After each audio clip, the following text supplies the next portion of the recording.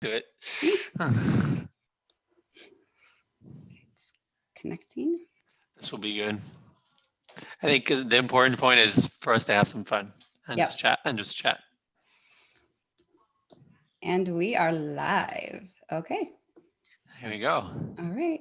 Just make sure, give it a second. Oh, it says that I'm Xavier, but that's okay. Yeah. Hello, everyone. It's Ms. Jane here, despite what my Zoom meeting window shows. You may or may not have heard of a new online teaching platform called Koala Classroom. Koala is very quickly taking the problems, headaches, and let's face it, the boredom from Zoom and transforming online teaching to a multi-sensory and more fully engaged level for students. And today, I am fortunate enough to have Ben Roux, the lead creator of Koala, here to tell us not only about Koala as an online platform, but to share with us the backstory and the vision of the creative team. Welcome, Ben.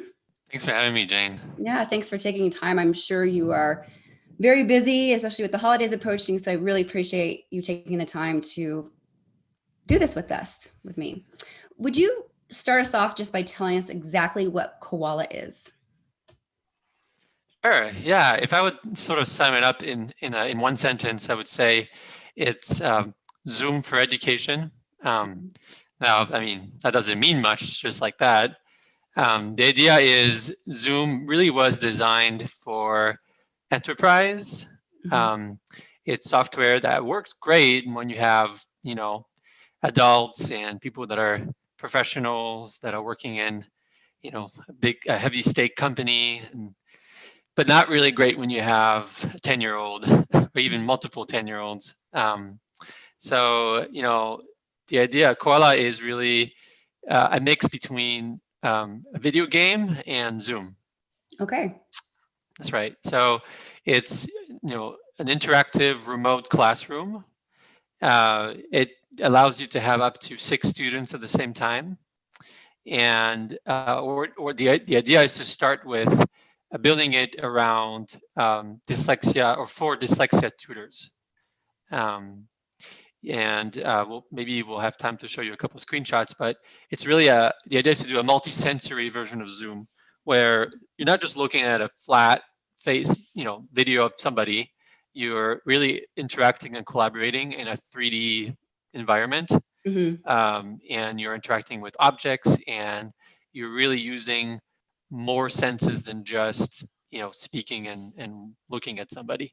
And when you say you mean not only you as a tutor teacher, but also the students. Is that correct? Exactly. That's the idea. It's for both. Yeah. And I know for myself, when I first heard this, I thought, boy, that's got to take up a lot of bandwidth or a lot of data. And tutors work with a whole variety of people from all kinds of backgrounds. How is Koala different from Zoom in that regard? Because I know with Zoom, I've had teacher friends say, well, I'd have students who can only connect through audio. Yeah. Well, that's a good question. Zoom needs video feed, otherwise it just doesn't work. I mean, if you don't have video, it's basically a phone call. So you don't have more visual feedback or ways to interact other than the video. With Koala, because you are in a 3D environment and you have avatars that are representing the people, and when I look in a direction, you can see that I'm looking in a certain direction. When I point in an object, you can see that I point at an object. We don't necessarily need to have video streaming, even though we support video streaming, because I know for some certain cases it's important. And because we don't need video streaming, in most cases, the bandwidth usage is super low. Gotcha. Because most of the effort is done on the teacher and the student's computer, and it's not data that's being sent between the two. Absolutely. Got it. Would you mind sharing, this is going away from Koala itself, but just more about how this whole idea came into being, fruition. Would you mind sharing what spurred you, which I didn't say at the beginning, a very successful Apple programmer, to break the proverbial golden handcuffs of a very, I assume, lucrative job and venture into the world of education? Yeah. That's a big leap. Right. No, that's a good question. So I worked for Apple for 4 years, and I was working for on an amazing project there. So I have absolutely no regrets, doing what I was doing at Apple. It was fantastic, and I'm still in great terms with everybody there. But I felt like I had more to contribute in education, especially considering the dire state of education, especially in the US. And the other aspect is that I come from, both my parents are teachers. So I'm very much versed into the education world. And I got the chance to teach myself for a couple years at a at a low level. I'm not a professional teacher, but and I thought it was very enjoyable. And I can say more about Give us yeah. a little more background. Your parents are teachers. Yeah. Tell me more about that. Yeah, sure. Where you grew up and Yeah, so the story is complex. My mom's American, my dad is French. They both met in Africa, in Togo, okay. And they moved to France, where I grew up. My mom obviously was an English teacher in France, and my dad is a special educator. I think that's how you would say it in English. I'm not sure, but at Yes. least that would be the direct translation in French. And he works for a institution that helps children with mental handicaps, Okay. for the most part, really heavy handicaps. He teaches them a job. And what's interesting is even if they struggle with abstract thinking, such as math and things that seem trivial to us, neurotypical people, for them, picking up things when it comes to like manual, gardening, masonry, things, that are manually, life skills. Exactly, are actually, they tend to outperform neurotypical kids in these That's areas. cool. Yes, and so they make excellent, they make excellent workers in those spaces. So actually, they're very much praised if they get the proper training. They're very much praised by industries. So it's a very interesting topic, and I've always been very interested in this topic myself. So for me, it was when I got to the end of what I had to do at Apple. I was, what's my next step? And the no-brainer for me was let's move into education. And did you get feedback from your parents about that? Were they excited or? Yeah, well, that's a good question. Actually, I think my mom was mostly terrified of the idea, and she was very much against. My grandma What was did she very say much. to you? I mean, what do you mean she was against it? For what purpose? I know teachers could say why, but yeah, what did she say to you? Obviously, I mean, it's a very comfortable position that I had at Apple, and they give you healthcare and they give you all these benefits, and obviously you get an amazing pay, and so for her, obviously not making a lot of money, and it's always been very difficult. Seeing me be in that situation was very reassuring, and suddenly, when I wanted to take a risk, it was kind of scary for her in a way, which I understand. I tried to, be supportive and make her understand that it's not as bad as she thinks it is, and I have all these things lined up. And actually, I think I'm doing something that makes a lot of sense for the world of education, for my own career. So I'm sure she's very proud. Now, this koala's been about 2 years old now. Is that since yeah? So we really started with a whole different thing. I can tell you guys the story. Sure. About 2 years ago, when we first started, both my co-founder Xavier and I, we wanted to create a video game, educational video game, and the idea was to teach physics for kids, to kids, in VR. So if you guys are familiar with virtual reality, these masks that you put on, and our immediate thought was, why don't we transport kids to various planets? Why don't we where we can play with gravity, where they can play with things that would be either impossible or too dangerous to play with in real life in a physics lab, for example. Okay. So we thought that was pretty cool, and so we set out to do this. We organized workshops where we invited parents, teachers, and students, obviously, to come and do these labs, do these physics classes in VR, and it was very successful. We had a lot of traction very early on. So we organized many of these workshops. We learned a lot. Local workshops. Those were like pre-COVID times, obviously. So we rented libraries and various rooms around the Bay Area, and we had people come over. And it was a lot of fun to see these kids play with physics. And we quickly understood that a lot of these kids that were coming first because physics was not something that they generally excelled at in school. It was actually really hard for them. Mhm. And, playing in VR for them, playing with the various concepts that are genuine. Go ahead if you have a question, Jane. No, Sorry. I'm agreeing with Yeah. you. I'm Yeah, thinking yeah, it's yeah. brilliant. I would like to take a course.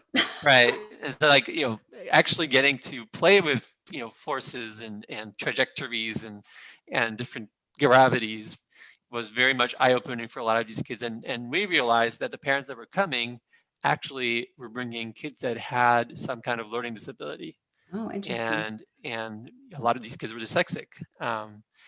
And so we kind of organized, knowing this with our first workshop, we kind of learned about these dyslexic kids that were coming and learning physics in our workshops. We try to, point the finger a little bit more on this topic in our following workshops, and even, advertise the workshops as, hey, this is great for dyslexic kids. Bring your kids, and we want to learn more about, if it's a good fit for them, if it works for them. And so we had a ton of dyslexic kids come for the second and third workshops, Okay. and we just saw them just, be so happy. Finally, like, this is a way for them to learn something that would be super hard for them to understand if it were just like text or even a regular class. Well, honestly, I'm not dyslexic, and I have a hard time understanding that stuff just from text because I'm visual. Yeah, of course. Yeah. Anybody who, anytime you can play with something or experience it rather than just read it or listen to it is gonna. Yeah, absolutely. So how did you move Yeah. from that Yeah. into where you are now? How did you? Yeah. So what happened is, we had these the parents of dyslexic kids come to our workshops, and they say, this is great for physics and my kid loves it, but it would be even more useful if it were for languages. If it were for Spanish, for example. I want my kid to go to college, and in the US it's required to have at least a language, a second Sure. language. Right. And so, this is sounding like we did surveys, we asked, we kind of were formal about it. This was also the purpose of the workshop, was to collect data and try to understand a bit more about what the real problems were.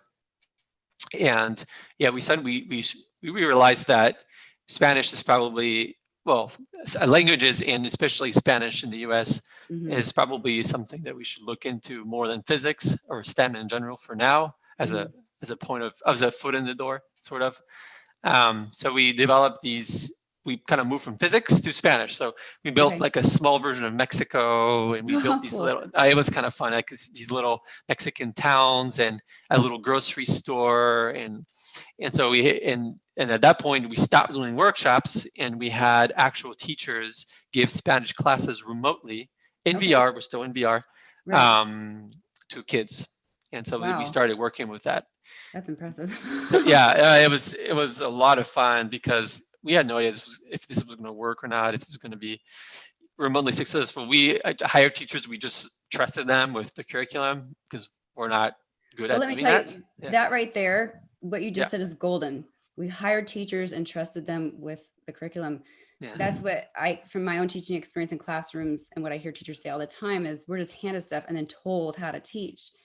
And I know, and we can get more into what Koala's, vision is or mission is, but I know that is the most important thing, is letting teachers do what they do.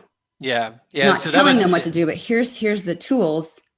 Now do what you're talented and called to do. That's key.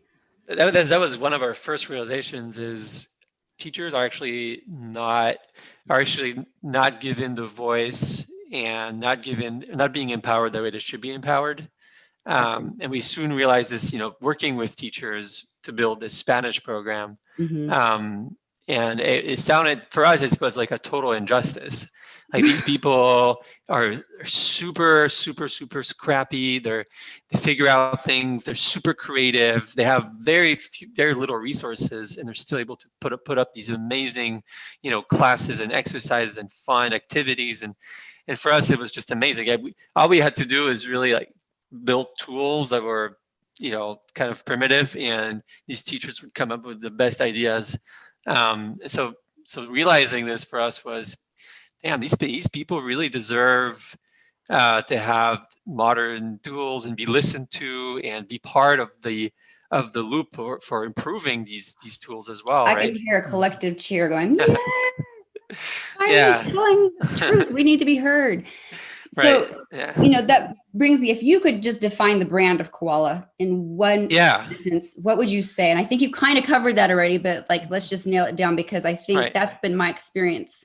And that's why I wanted to interview you too and get the behind the scenes. Cause like I told my viewers earlier, I'll post where they can go see all the tutorials, how they get set up, templates. There's so many good things. But what is that statement if you could sum it up in one sentence? Because Sure. that's the key right there that Yeah. perked my ears. Yeah. So our core value is really empowering teachers the way they should be empowered.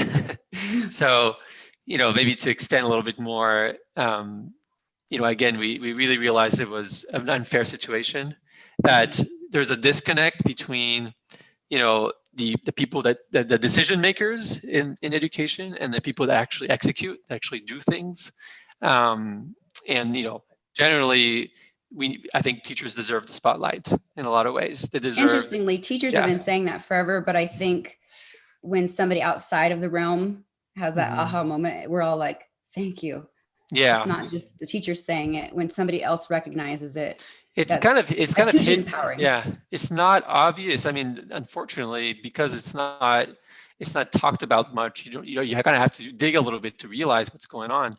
For the anecdote, I mean, when I used to work for Apple, once in a while I would take an Uber, and once I ended up in an Uber with a teacher in the car, and that person was telling me, I have to teach in like 2 or 3 schools in one day, so I have to Uber from one place to the other just to make ends meet, and that totally broke my heart. It's not fair. Teachers should be considered like healthcare workers. They should have the best salaries. They're at the core of what the future of the society is gonna look like. So I think we want Koala to kind of answer to this problem, this really deep problem that's in our society. All right. Yeah. So I've already introduced you as the lead creator. Who else is on the team for Koala? Yeah. So we have Xavier, my co-founder, Xavier Le Sage Moretti. His name is also Yeah, I believe French. that's his name. It says I am right there. So Yeah, people there can you go. see. Yeah, right there. Xavier. So we met back when we were interns at Apple a little while ago, so 9 years ago now. Wait, how'd you meet? It's such a big organization. Yeah. No, Apple organizes these beer bashes, which are essentially, small celebrations where they bring in beer and they bring in celebrities. And a small celebration for Apple is probably like a couple $1 million, probably. So they bring in like amazing celebrities. We had Train come one time. Anyways, Wow. it was pretty crazy. And so I heard people speaking French, and I hadn't heard French in a long time. And so I just decided I was gonna just go in the group and pretend like I knew everybody already. And since then, like the whole group, we're still good friends. So it's fun. And that's where you met Xavier. And then Yes, I'm Xavier. Yeah. And then who else is on your team for Koala? And we have Brennan, who's he's a student of a school. Well, ex-student. He graduated from a school called Holberton in San Francisco, which is a coding school. He's an excellent programmer. Love working with him. So he's been really polishing a lot of the UI stuff and a lot of how the program works in general.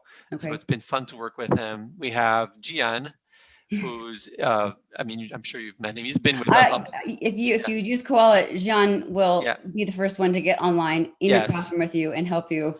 And sometimes like, Jane, get on, let's fix it now. I'm like, okay. I'm used to waiting, for customer service for 48 hours, but Gian's like right there and he's in the classroom. Yeah, absolutely. Not only helping me, but like I'll say, what about this? And they'll go, I'm writing that down. Yeah. Go, so he's writing it down. He's writing down something I just said. I suggested it and he's writing it down. I mean, it's true. I know I sound dramatic, but it's true when teacher says something and to have somebody write it down and then to actually see that change is like, it's so like, I don't want to keep using the word of power, but it's so validating. Yeah, like, absolutely. What I say matters. Yeah. So Gian is very good at, this is why we've put him in this role. He's very good at listening to teachers and really, really, really understanding the problem and what's going on and not just the surface. So, that's why I think this is one of the biggest assets of Koala, not just the platform, it's Gian. It's, he'll call in whenever you want, any time of the day. He'll hop into your classroom if you have an issue. He'll guide you through any problem that you have. And if he needs, he'll escalate to me. So I'll come in if there's a problem. And he's really good at being empathetic and being there that's for really, you. So. that's really a merging of two worlds, being able to be kind of brilliant and be able to do the computer side of things. I think we kind of stereotype people into, if you're a computer guy or you're a teacher.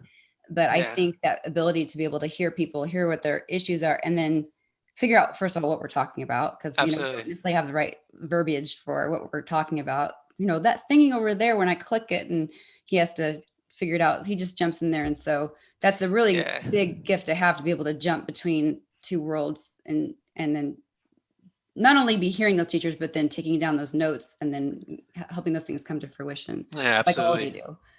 Yeah, no, he's really good. I really I recommend trying Koala just so you get the chance to interact with Gian and and get a little personalized tutorial. And obviously it's all free. Working with us is free. So I know, and that's the other thing I'll say. It's people think free for how much or how long. It's like it's free. So maybe before I get there, maybe I can close the loop with the whole Spanish thing I was talking. So we did these Spanish classes in VR remotely.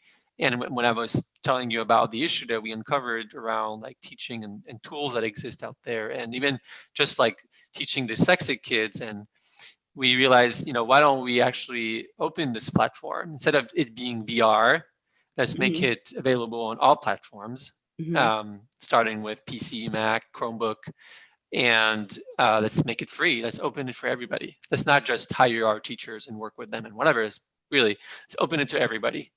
This is what we did. We did that in August this year. Still this year. And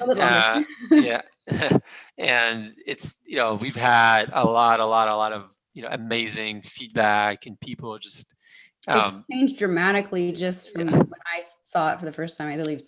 September to now. I mean, if for some of you who may be watching who've tried Koala, in the early days, I would encourage you trying again. We've made a lot of improvements, a lot of new features, a lot of new stuff, and it's still free. So take advantage of it for sure. Yeah. So we have you, Xavier, Brennan, Gian. Who else? And I missed two members. I missed Taofika, who is she's our marketing person. She's great. She does all the cool videos you must have seen. For some of you guys, if you look on our website, we have how-to videos. She made all of them with her friend. His name is Fred. He actually lives in Africa. They're on YouTube, right? On YouTube. Yeah, I'll put that. He's a character. He's hilarious. His son's made a few appearances too in there, I think. His son makes appearances, and he's just funny, and he just turns it into something really fun and joyful, and we love working with him. And last member, but not least, is Jérôme. And Jérôme is a French guy, obviously, but who lives in London, and he's the 3D artist. He's the guy who makes, all the avatars, everything you see in the classroom, the building, the chair, the books, the bookshelf, everything. He makes that, and he is dyslexic. Perfect. Yes, and he's wonderful. That's what I was thinking. It's sounds like somebody with dyslexia. Sounds like that's right up their alley. Yeah, very much so. He's really great. We love working with him. That's awesome. So that's the team. So just because I know when I first heard about Koala, a lot of teachers, because of the pandemic, and I know you guys were already doing this before the pandemic, a lot of teachers had to have this huge learning curve, forced online. And that's a big learning curve. But in your own words, what would prompt an educator to move to Koala? Yeah, so I would say two things. Yeah, some people say, "Oh, it's like starting all over again. I can't handle it." Yeah, no, absolutely. Back in my classroom, one thing I was pointing out to one of my teachers, there's a browser. I'm still using Wizmo. I can still use everything I use in the browser. But what would you say? Because you know more, and you have a lot more experience with Koala, obviously, than I do. What would you say to a teacher? Why should I do this? Why should I move? Yeah.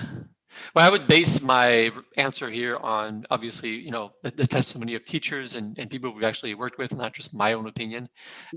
So based on that, Yeah, I'd say the main advantage, obviously, of Koala is that it's just so much more engaging for your student. Right. You'll see levels of engagement that you will never be able to achieve with Zoom, even if you have all the bells and whistles and whatnot. So I think, capturing their attention and being in a world that looks and feels familiar to worlds that they play in, usually, Hmm. in their video games. I think that's the main advantage. And other advantage is that it's sort of an all-in-one tool. So, Hmm. like the idea right now, if you have to teach, you sort of have to juggle between 15 different windows and drive and Right. pictures on your whatever. And so the idea is that you can build your own classroom in 3D, right? That has everything that you need. There's a browser integrated in the classroom. It's like a sort of a Hmm. big iPad that's on a whiteboard, so you can go on any website, Wizimo, Google Drive, whatever that you usually use, and use that in the classroom without having to move. And it's a collaborative browser, so that means that you can always give control to the student, and they can control the browser as if they were on your computer. So you don't have to do remote share and all this thing that you would do with Zoom normally. And again, you can upload documents, pictures, and you can even decorate it to however you want. I mean, the picture that you might see behind me here is a screenshot taken from one of our amazing teachers, Cheryl, who uses Koala. And she decorated. Was back in fall, and she decorated Hmm. her classroom for fall, and she has a bunch of different classrooms, actually, one for each level that she teaches here, level 8, you can see. And she has, like, I think maybe 10 different levels. So she manages that. That brings up the question when people like talk about reinventing the wheel, their Yep. concerns like, why do I don't want to have to redo this. But Yeah. Yeah. there's a new feature I just started messing with, and would you Mhm. share what that new feature is, which is Yeah. really, Yeah. really Yeah. exciting?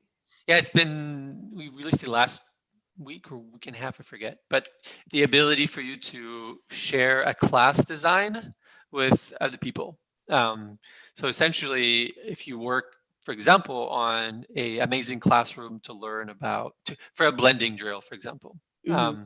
and it could be as sophisticated as you want it to be. You might want to share this with other people, their teachers, or even just your community on Facebook or whatever. There's a way for you to kind of export your work and allow other people to import it in their own environment. So it's like a But template. it's like a template, exactly. It's exactly like a template. So I think we're starting to see. Obviously, it's a brand new feature, so we haven't seen a lot of people use it just yet. But it's getting there, and I think there's a lot of work for us to improve it as well. But Well, you know, that's yeah, been one of the most amazing yeah, things with the pandemic is mhm, all the online communities I'm involved with OG tutors, is how everybody is willing to share everything they create. absolutely, Everybody's yeah, like, here, I created this, take it, use it, change it yeah, however you want to. And I think that is a huge reason right there. You don't have to reinvent the wheel to use Koala, yeah, because there are so many people, and OG, I would say OG or in Gillingham people, or people and other things. You could teach math on it. Anything you tutor, you could use yeah, Koala Classroom yeah, for. absolutely, yeah. It's Um, not, yeah, yeah, yeah, it's not just for that, but I know that was kind of the impetus, but hmm um, I think that would assuage a lot of those fears of a big learning curve. It doesn't have to be a big learning curve. And I yeah. think the kids pick up on it, of course, faster than we do. Absolutely, yeah. So that you shouldn't be worried about your kid. No, the The kid will students, figure out how to use it. yeah, Exactly.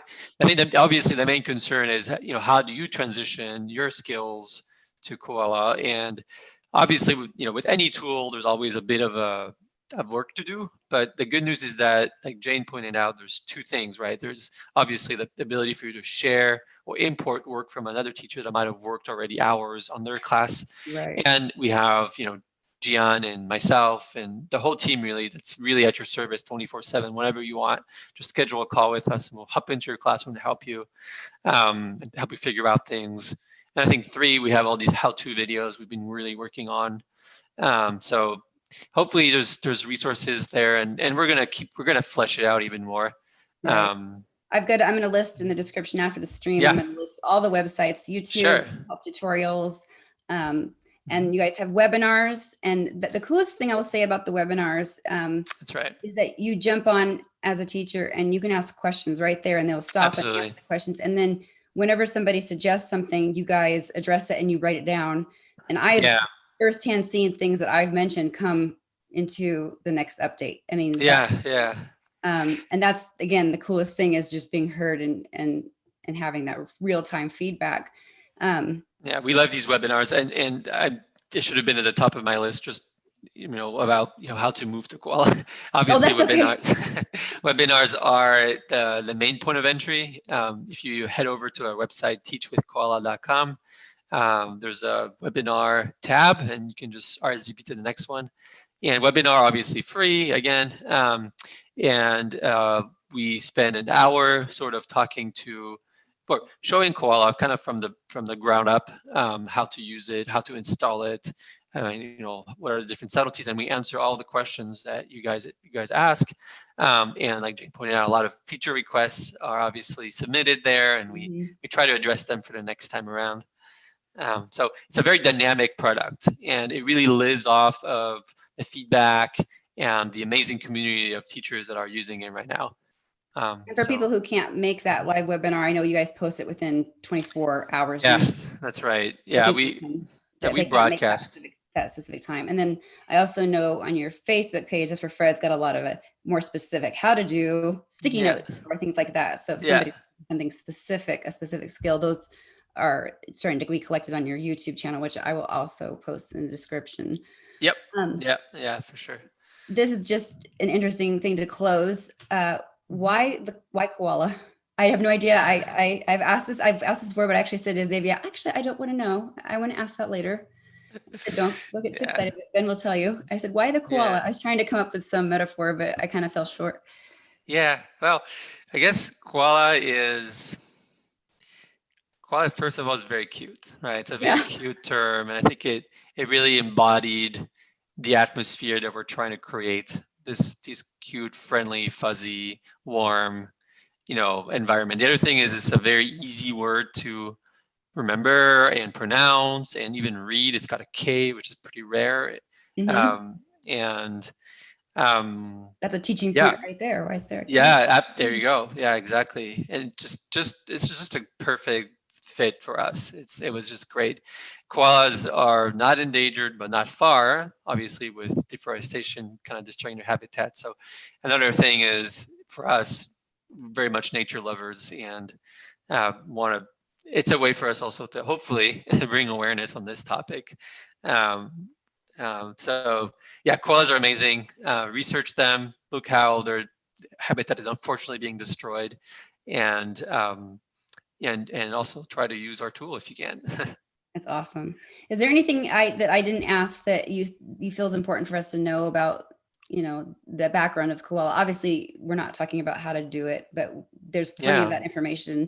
Am I correct in that the next webinar is coming up on January 5th? January 5th is the next webinar. We very often get the question of, hey, I realize it's free, but you guys are an organization and you have to make money, and how are you going to do this? And is it going to always be free? And all these questions. And am I going to end up with ads in my classroom? Right. So that we don't want to see or have to explain to parents. Well, yeah. So one, absolutely no question of putting ads whatsoever. Two, it's always going to be free. We're always going to have a fully functional, virtual classroom system that will be free.